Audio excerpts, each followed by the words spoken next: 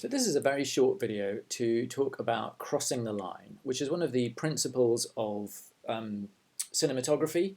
And it's one of those things that is very hard to teach and hard to understand until you actually do it. So this video is really aimed at people who've messed up and then are trying to solve the problem of crossing the line. So there are two concepts here. There's the 180-degree rule, or crossing the line, and then there's visual continuity. And the two are very, very closely related, though they're not quite the same. But for our purposes, what we need to understand is that where you've got two characters in a scene talking to each other, which is very, very common, you want to make sure that you maintain visual continuity. In other words, if you put the camera, this image is taken from Wikipedia, by the way, if you put the camera over here and point the camera at orange and blue, then orange will be on the left and blue will be on the right. If you cross this imaginary line that goes down the middle between the two characters, if you cross over it and put the camera on the left, suddenly blue will be on the left and orange will be on the right.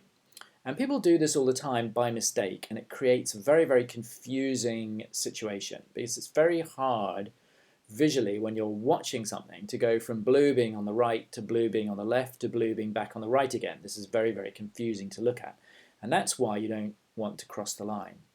So what we're talking about is maintaining visual continuity or visual harmony. So once you put blue on the right and orange on the left, you want things to stay that way, and you want to maintain that visual harmony. So if you think about ant and deck, ant is always on the left and deck is always on the right. And if you go ahead and Google them, you will see that this visual harmony is maintained. Ant on the left, deck on the right. And they maintain this at all times because it's ant and deck, not deck and ant. It might seem like a small thing, but they do this all the time because they understand the importance of visual continuity. If you watch this clip from The Lord of the Rings with Gollum and Sméagol, this is the famous scene where Sméagol is kind of having his inner conflict with Gollum inside him. Gollum is the nasty one who wants to kill the hobbits and take the ring. Sméagol is, or is it the other way around? Sorry, I always forget. Anyway, whichever one it is, Peter Jackson swings the camera from left to right while Sméagol is having this conversation with himself, and we see the personality emerging on different sides. But what you've got is one facet of this character on the left and then another facet on the right. So it's Gollum on the left, I think that's right, Sméagol on the right. So he's maintaining visual harmony. You can look up the clip and check it out, but you'll see what I mean.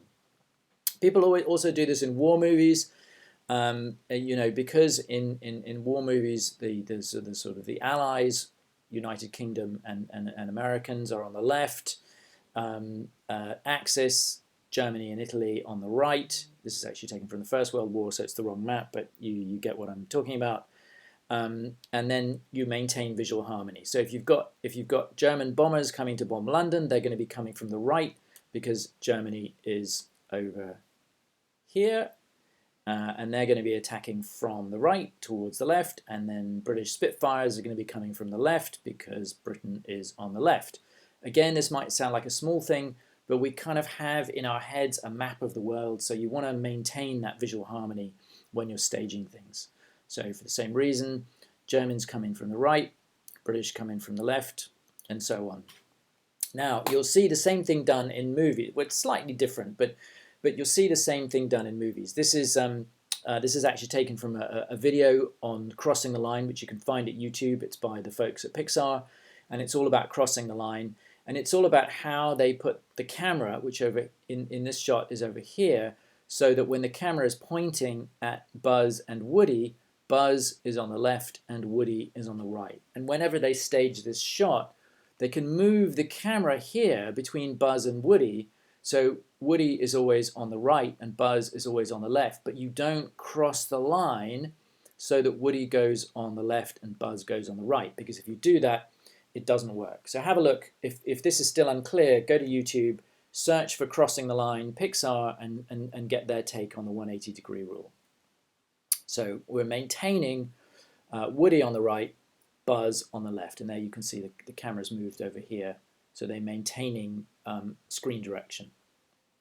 If you cross the line, if you put the camera over here, you've crossed this imaginary red line, suddenly Woody is on the left and Buzz is on the right. That is wrong, it doesn't work, it will jump and the audience will feel confused, and you do not want to cross, you do not want to confuse your audience.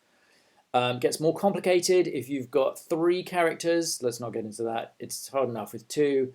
But bear in mind that the rules are relatively simple for 2 characters, but it gets much more complicated with 3. So here's back to the image from Wikipedia. And as I say, the only real way to really learn this stuff is to do it. So just storyboard your film or pre-visit or whatever you're doing, 3D layout, however you're doing it.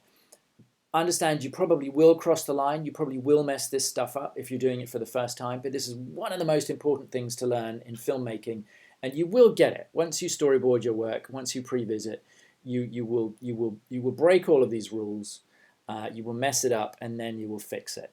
And if you're going to apply for work in the industry as a storyboard artist or as a previs artist, understanding the 180-degree rule, understanding why you don't want to cross the line, or if you do cross the line, how to cross the line, because there are ways of doing it. You basically got to do it in one shot. But understand that how to do it so that you don't break the rules and you maintain visual harmony and you take the audience with you. So that, in a nutshell, is the 180-degree rule. And just in the simplest of terms, just try and keep the characters on the same side of the screen so they're not popping from one side to another. Remember, blue on the right, orange on the left.